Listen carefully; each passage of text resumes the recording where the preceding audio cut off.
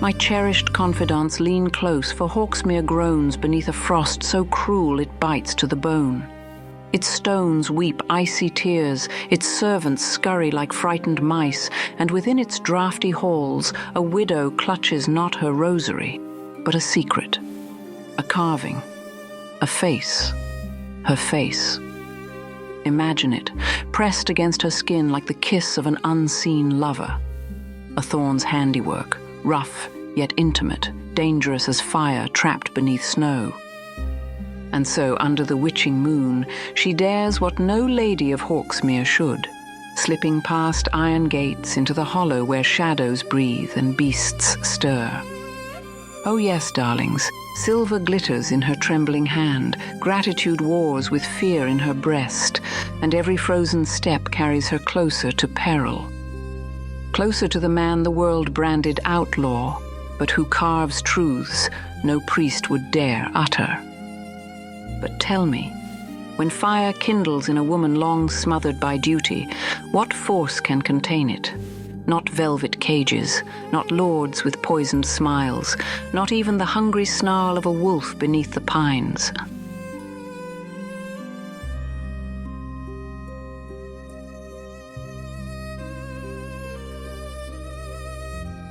The carved face was a brand, nestled deep in the pocket sewn into her skirt, its smooth contours pressed against her thigh through layers of wool, a constant secret reminder of the silent man in the woods and the unnerving intimacy of his gaze. Days bled into each other within Hawksmere's suffocating walls, marked only by Bess's agonizingly slow, fragile recovery and the ever-tightening noose of Roland's impending return. The keep felt like a pressure cooker sealed by frost and fear. Damp stone walls echoed with unspoken threats, servants moved like frightened mice, and Lord Edmund drifted further into his private fog, a useless figurehead on a sinking ship. The carved visage in her pocket felt less like wood and more like a lodestone, pulling her thoughts relentlessly back to the hollow, to the stark honesty of Eamon Thorn's gray eyes and the dangerous spark he claimed to see within her. Alianor performed her duties, overseeing dwindling grain sacks in the storeroom, placating Osbert the steward's near-constant anxiety over dwindling supplies and restless tenants, sitting silently beside Edmund as he mumbled to phantoms with the numb efficiency of a sleepwalker. Her body moved through the familiar routines of genteel decay, but her mind was trapped in the green gloom of the hollow. She replayed the hostility in Eamon's gaze, the silent accusation of her intrusion, the brutal dismissal, and then overwhelmingly, the astonishing intimacy of the wooden face in her hand. He had seen her, not Lady Alianor de Clairvaux, widow, pawn, burden, but her. The raw vulnerability of that thought warred with a flicker of defiance it kindled. Fire, he'd called it. It felt more like a guttering candle flame in a vast, drafty hall. Fear of Sister Marjorie's pious spies, noting her every move, of Roland's unseen watchers lurking beyond the walls, and the chilling, guttural growl that had echoed after her flight, kept her from the postern gate. She avoided the courtyard, the crumbling walls feeling like her only fragile shield against a world suddenly more perilous. Yet, undeniable proof of the Thorns' reluctant aid lay in Bess's gradual improvement. Color seeped back into the maid's cheeks, the terrifying, tearing coughs that had seemed to shake her very bones, subsiding into an occasional, manageable rattle deep in her chest. Gratitude warred fiercely with the fear of his connection. How could she repay him? How could she possibly explain her reckless carving, her dangerous curiosity? The crude bird etched below his masterful symbols now felt laughably inadequate. A child's clumsy scrawl, beside a bard's epic poem carved into living wood. The weight of the silver penny Roland had given her felt cold and mocking in her pouch. Would he even accept such a token from the world that cast him out? And the face, returning it felt like an admission, a vulnerability she wasn't sure she could afford. A week after Roland's velvet-gloved ultimatum, a hard, killing frost descended, gripping the land in an iron fist. It silenced the relentless drizzle, turning the muddy courtyard treacherous with ice that glittered malevolently under a sliver of crescent moon. The cold seeped into the very bones of Hawksmere, making the stones weep icy tears and the ancient timbers groan in protest. Chill drafts found every crevice, stealing warmth from the meager hearths. Bess, though breathing easier, shivered constantly, huddled under every available blanket near the kitchen hearth's struggling warmth, her recovery stalling. The precious elecampane root, the key to easing the deep congestion and preventing a relapse, was down to a single, shriveled piece. Panic, cold, and sharp, pricked at Alianor, sharper than the frost outside. Without it, Bess could slide back into that terrifying, drowning weakness. Roland's return would find her utterly vulnerable, her spirit and her only ally broken. Desperate need finally overrode paralyzing caution. She waited for the dead hour between matins and lauds, when the world seemed suspended in deepest night, and even the night watch succumbed to the bone-deep cold and dozed fitfully at their posts. The keep was a tomb of silence. Wrapped in her thickest, undyed cloak, the hood pulled low over her braid, she slipped like a shadow through the protesting hinges of the postern gate. In one fist, clutched so tightly the edge bit into her palm, was the single silver penny. In her skirt pocket, the carved face was a heavy, secret weight, its contours familiar against her skin. The decision to return it felt irrevocable. The world outside was transformed, monochrome and deadly silent under the brittle moonlight. Every blade of grass, every twig, every rut in the path was encased in ice, glittering like shattered glass under the moon's cold gaze. The air was sharp enough to sear her lungs with each breath, pluming thick white vapor before her face that hung momentarily in the still air before vanishing. The silence was profound, unnatural, pressing in on her ears, amplifying the frantic drumming of her own heart and the unnerving crunch of her boots on the frozen ground. Each step echoed like a shout in the crystalline stillness. The journey to the hollow was a gauntlet run through a frozen cathedral. The path, frozen solid, was treacherously slick. She moved cautiously, testing each step, her breath rasping in the frigid air. The woods, usually alive with nocturnal rustlings, the scuttle of a vole, the hoot of an owl, the rustle of a fox in the underbrush, were utterly silent. The creatures huddled deep in burrows or frozen stillness.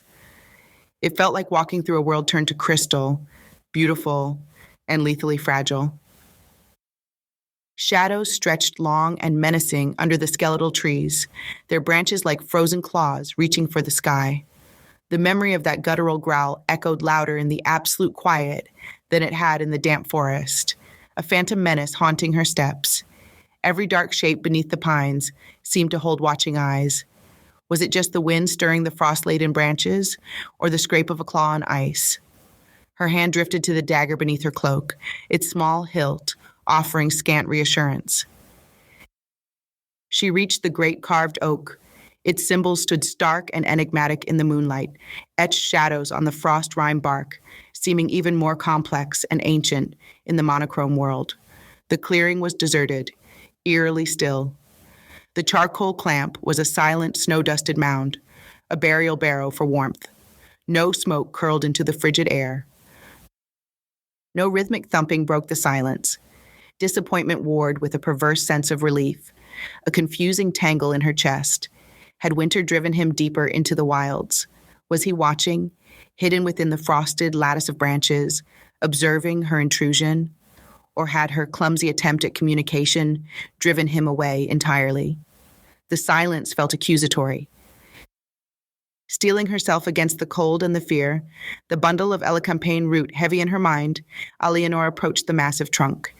The moonlight caught the silver penny in her hand, making it gleam coldly. Below her small crude bird carving, suddenly painfully visible, embarrassingly simplistic in the stark light, she pressed the coin deep into a crevice in the rough bark where it would catch the first rays of dawn. A tangible offering, payment, however paltry and ironic, for the life he'd helped save. Then, Hesitating only a moment, her fingers numb with cold and trepidation, she drew the carved face from her pocket. It felt unnervingly warm against her icy skin, radiating the memory of his intense scrutiny. She placed it carefully beside the coin, pressing it gently against the wood, aligning it so the carved eyes seemed to gaze outwards. I have this. I see you too. Thank you. The silent message hung in the frozen air, a fragile bridge cast across a chasm of suspicion and station. A sharp, echoing crack shattered the stillness, loud as a whip crack. It came from the direction of the frozen stream winding through the hollow. Alianor whirled, heart leaping into her throat, her hand flying back to the dagger hilt. She scanned the moonlit trees, her breath catching. Nothing moved. Had it just been the ice settling under its own weight, stressed by the intense cold, or the groan of a frost-stressed branch finally giving way, or something else? The memory of the growl resurged, icy talons of fear clutching her chest. Flight screamed in her veins, urging her back to the dubious safety of Hawksmere's walls, but the desperate need for the Ellie campaign, the image of Bess shivering, weak but alive, anchored her. She couldn't leave without trying, couldn't return empty-handed, condemned to watch her friend suffer again. The bird had flown. She had to see this through.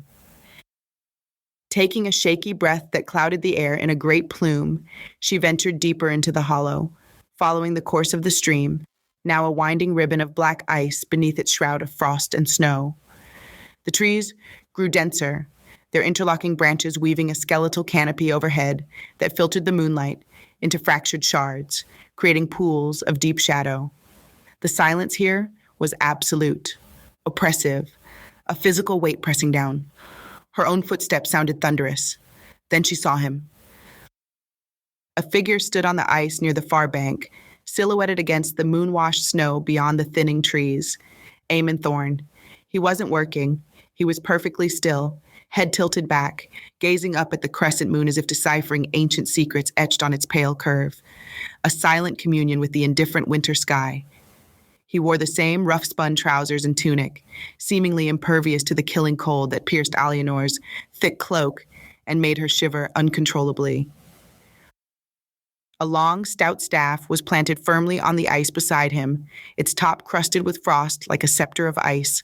In the ethereal moonlight, dusted with snow that clung to his shoulders and hair, he looked less like a charcoal burner and more like a spirit of the frozen woods, ancient, watchful, and utterly untouchable. A sentinel carved from shadow and ice, part of the wild landscape. Alianor froze, caught between the desperate urge to call out and the paralyzing fear of his hostility, of shattering that profound stillness. He must have heard her approach on the frost-crisp ground. Her steps had been far from silent, her breathing loud in her own ears. Yet, he didn't turn. He remained a statue, absorbed in his silent vigil. Summoning every shred of courage scraped from the depths of her fear and need, Alianor cleared her throat. The sound was absurdly loud, a stark violation of the frozen silence. He didn't startle. His head lowered slowly, deliberately, with a grace that belied his rugged appearance. Then he turned to face her. The moonlight caught the sharp planes of his face, the high cheekbones dusted with frost, the strong line of his jaw shadowed with stubble, the hollows beneath his eyes, deep pools of shadow. They weren't hostile this time. They were watchful, intensely focused, holding hers with the unnerving stillness and predatory patience of a hawk poised before the strike. He said nothing. The only sounds were the faint, ominous groan of the ice beneath his boots, a sigh of wind stirring the highest branches, and the frantic pounding of her own heart. Alianor's voice cracked, dry and thin as old parchment. She swallowed, the cold air scraping her throat raw. I came to thank you. The words felt utterly inadequate against the backdrop of the frozen wilderness and the memory of fangs and blood. For the herbs, Bess, my maid, she lives because of them. She gestured vaguely back towards Hawksmere, the direction feeling leagues away, part of another world. I left, payment, by the tree, silver, She felt foolish mentioning it now, under his unwavering gaze.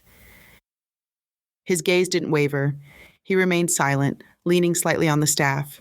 The silence stretched, taut as the frozen air between them, charged with unspoken questions, a vast gulf of different worlds colliding in this frozen space. And the carving? She continued, the words tumbling out in a rush of nervousness, propelled by the intensity of his stare and the need to fill the void. It was astonishing. Too much. I couldn't keep it. She met his eyes, forcing herself to hold that unnerving gray gaze, pale and fathomless as a winter sky. Why? Why carve my face? The question hung, stark and personal, echoing in the stillness. It felt like bearing her soul. Finally, he moved. A subtle shift of his weight, a slight tilt of his head, as if reassessing her. His voice, when it came, was low, rough as gravel dragged over ice, but devoid of the previous venom. You saw the carvings? A statement, heavy with significance. You looked, not with fear, not with scorn. He paused, his gaze sweeping over her moonlit face, taking in the shadows of exhaustion beneath her eyes, the lingering traces of nobility, etched by hardship and a fear, the stubborn set of her chin. With curiosity, another pause, longer this time, filled with the weight of his assessment. You stood in the smoke and the shadows, Lady of Stone, and didn't flinch. Not truly, his gaze intensified, seeming to pierce through her layers of wool and widow's weeds, through the carefully constructed facade. That face, it holds more than duty, more than fear. It holds fire. He tilted his head slightly, studying her, as if she were one of his intricate carvings, a puzzle to be understood. Fire is rare in stone halls, and worth marking. Fire. The word struck her like a physical blow, a spark landing on tinder deep within her frozen core, a place she thought long buried under layers of duty, grief, and societal expectation. He saw fire in her, not just the widow of Hawksmere, not just Roland's intended pawn, but something vital, something defiant, something alive, something he deemed worthy of his formidable skill, his silent language carved into living wood. The implication stole her breath, leaving her momentarily speechless. It was an acknowledgement she'd never received, a recognition of a self she barely dared acknowledge. Fire feels like ash most days, she whispered, the admission torn from her, raw and startlingly honest in the frozen stillness. It was a truth she hadn't fully acknowledged even to herself in the lonely watches of the night at Hawksmere. The constant struggle, the weight of expectation, the encroaching dread, it smothered any spark. A flicker, almost imperceptible, crossed his granite features. Understanding? Recognition of a shared banked state? Ash is what remains after fire, he said quietly, his voice a low rumble that seemed to resonate with the deep cold. It holds the seed of the next burn. He nodded towards the direction of the great oak, a subtle gesture. The bird, crude, a blunt, unvarnished assessment. But it flew. Why carve it? His directness was jarring, stripping away pretense and noble circumspection.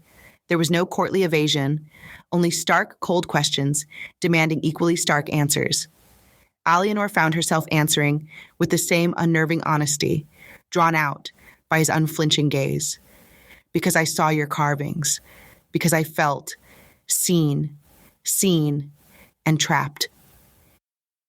She looked down at her own gloved hands, pale in the moonlight, instruments accustomed to embroidery and idle gestures, not creation or defiance. The bird? It was a wish. A foolish one, perhaps. She glanced back at him, a challenge sparking in her own eyes, fueled by the fire he claimed to see.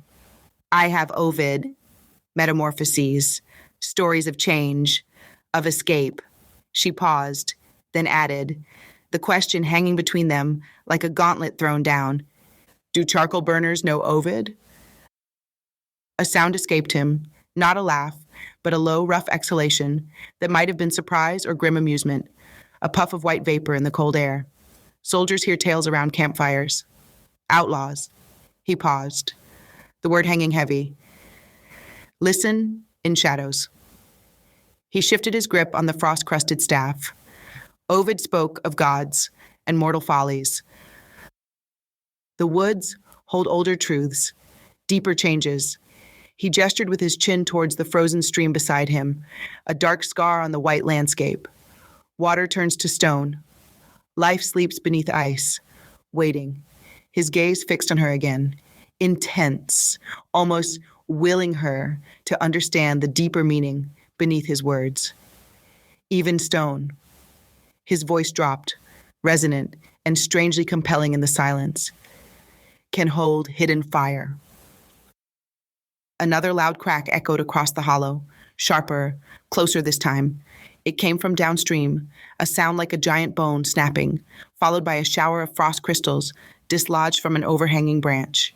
They glittered like fallen stars in the moonlight before vanishing soundlessly onto the snow below. The ice groaned again beneath Aemon's feet, a reminder of the precarious ground they stood on, both literally and figuratively. The intensity of his gaze, the raw, elemental poetry in his rough words, was overwhelming. He spoke of the land, of transformation, cycles of death and rebirth, but his eyes held hers, seeing through the layers of wool, widow's weeds, and societal constraints to the trapped embers beneath. He saw her, truly saw her, not as property, not as a political token, but as Alianor, a woman with fire waiting to burn. The realization was terrifying and exhilarating, a door opening onto a path fraught with peril, but shimmering with a terrifying kind of freedom. The cold seemed less biting for a moment. Roland de Mowbray, she said suddenly, the name a curse spat onto the frozen air, shattering the fragile connection. He comes before Michaelmas. He demands my hand. Hawksmere, in exchange for his protection. The words tasted like cold ash, the bitterness of the gilded cage he offered, the suffocation it promised. He offers a cage lined with velvet. Aemon's expression transformed instantly. The watchful stillness vanished, replaced by a sudden, deep-seated fury that radiated from him like heat from a banked forge suddenly stirred. His jaw clenched, the muscles standing out like cords beneath his skin. The stillness around him deepened, becoming charged with dangerous energy, the air crackling with unseen tension. The watchful hawk was gone. A cornered wolf, remembering the trap, stood in its place.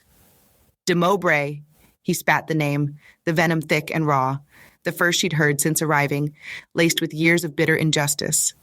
His protection is a knife in the dark. His cages have no doors, only locks he holds. He took a step forward, not towards her, but parallel to the stream bank, his movement fluid and predatory, even on the treacherous ice, a restless pacing. He knows the herbs came from the hollow. He'll use it against you, a sign of impropriety or witchcraft, whichever suits his purpose to break you. His voice was low, urgent, filled with the certainty of bitter experience. How do you know Roland? Alianor pressed, stepping carefully onto the frozen bank opposite him, the ice groaning ominously beneath the snow cover, her own fear of the ice momentarily forgotten in the face of this revelation, this vital piece of the puzzle. The stories. They say you were a soldier, accused of... His gray eyes flashed, sharp and cold as the ice beneath them, filled with a sudden fierce light. Soldier? Aye. For a lord who valued cruelty over coin, loyalty be damned. His voice dropped to a low, dangerous growl that vibrated in the frozen air, carrying the weight of old, festering wounds. De Mowbray needed a scapegoat, a theft, silver gone from his strongbox, silver he doubtless owed to men he feared, easy to blame the common man. The soldier who'd refused his order. Aemon's voice hardened, the memory raw. Refused to whip starving miners half to death for his pleasure, for daring to ask for bread for their children. He stopped, planting his staff firmly, knuckles white on the worn wood. He planted his own signet ring in my kit, paid witnesses, men whose families would starve if they refused, to swear they saw me near the strongbox that night. Justice. He barked a harsh, utterly humorless laugh that echoed bitterly in the silence, devoid of any mirth. Is a luxury for lords, lady. Not for thorns, not for those who refuse to break. He looked at her, his gaze piercing, sharing the raw, unhealed wound of his injustice, the betrayal that had exiled him here. He ruined me, branded thief, outlaw, sentenced to hang. I ran to the hollow, where the only law is survival and the only judgment is your own conscience. He paused, letting the stark truth settle like another layer of frost, heavy and cold. And now he circles Hawksmere, circles you. He doesn't want a wife. He wants your land, your submission, your silence.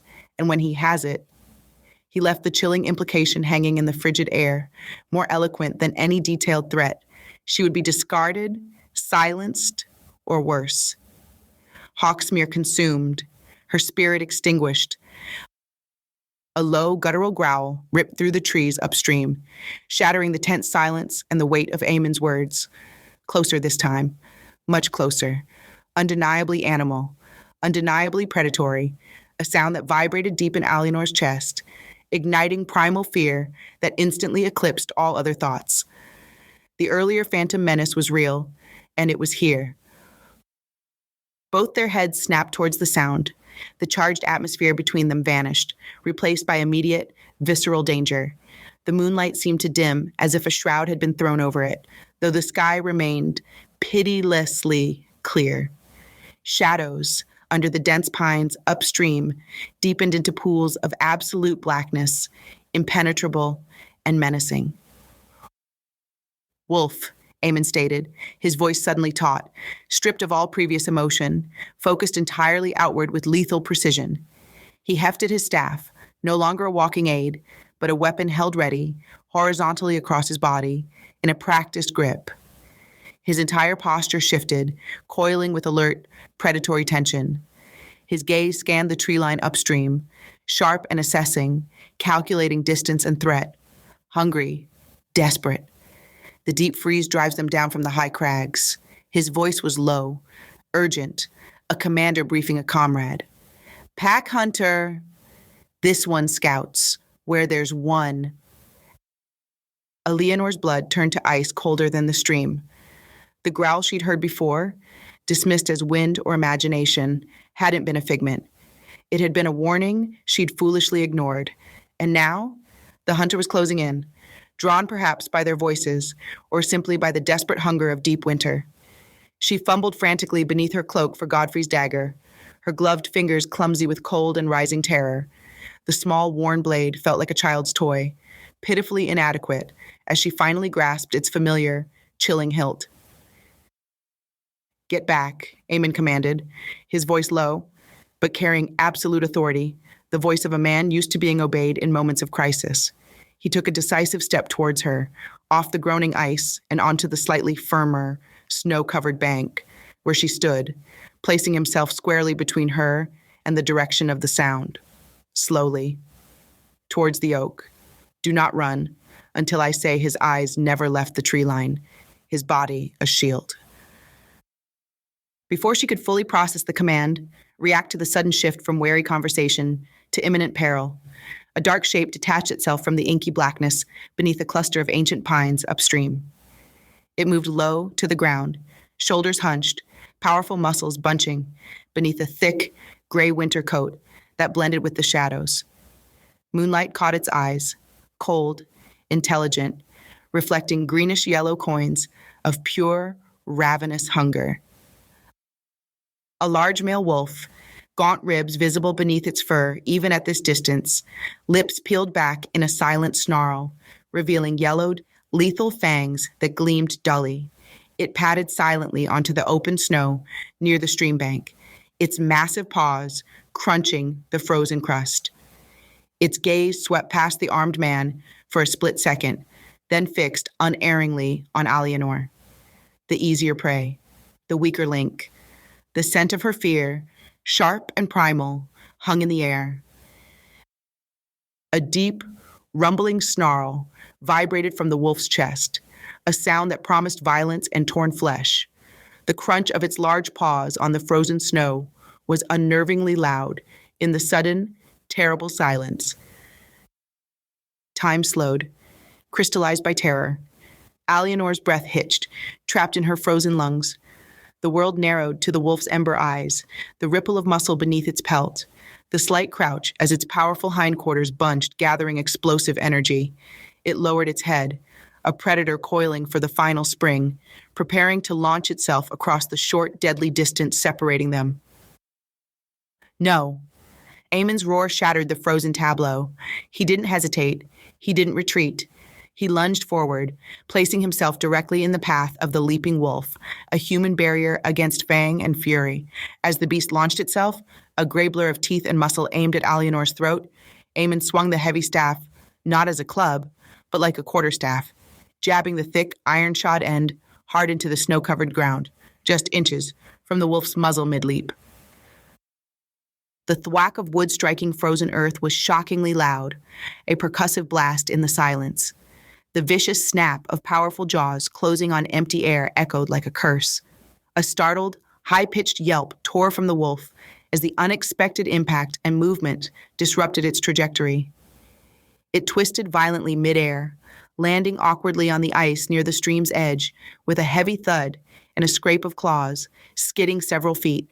It whirled instantly, snarling, saliva frothing at its jaws, its confusion instantly replaced by enraged, focused hatred, entirely on the man who had thwarted it, who had dared intervene. Go. Now, Aemon bellowed, bracing himself, planting his feet wide in the snow, the staff held horizontally now, a solid, unwavering barrier between the furious wolf and Alianor. His voice was raw command, brooking no argument. To the oak! Run! Panic and instinct screamed for flight, a primal urge to escape the snapping jaws, but the sight of Aemon, broad-shouldered, alone, standing firm against the slavering beast on the treacherous ice, his injured arm held close, but his stance, unyielding, rooted her for a single, heart-stopping moment. He was protecting her. The Thorn, the outcast, the man Roland had ruined, was shielding the Lady of Stone, risking his life without a second thought. The fire he saw in her flared, not with fear for herself, but with a fierce protective surge towards him, a desperate refusal to abandon him to this fate. The wolf gathered itself again, hatred burning in its green eyes. It didn't charge blindly. It slunk low, head down, tail stiff, circling on the ice with deadly intent, seeking an opening, testing Aemon's defense, its gaze locked on his throat.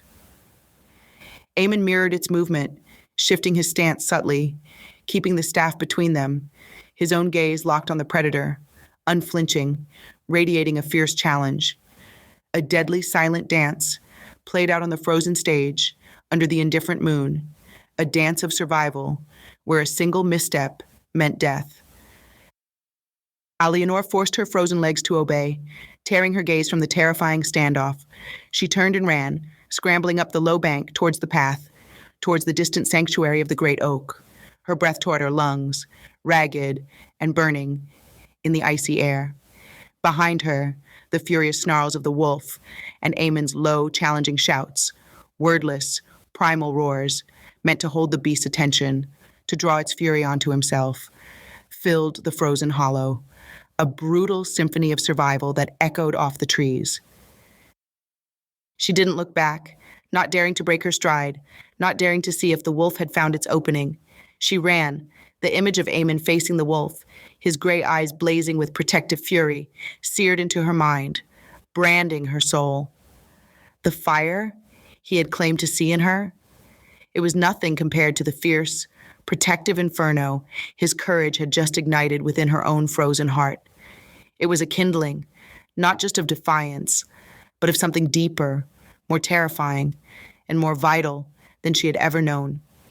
She ran, carrying that newfound fire back towards the stone walls and the greater wolf that awaited her there.